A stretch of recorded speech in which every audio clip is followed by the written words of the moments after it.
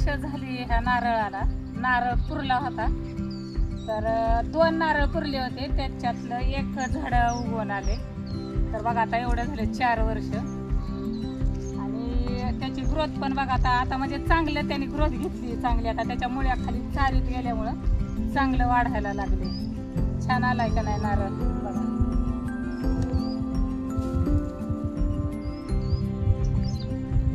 आणि याच नारळ जो आहे ना, म्हणजे इतका असा हलकं जे आहे त्याचं वरचं कवच, की असं थोडंसं जरी आपण उलताना जरी असं आपण टच केलं ना, असं काढलं ना, तरी असं त्याचं वरचं कवच आहे ना ते लगेच असं निघतं. एवढा काढायला सोपा आहे.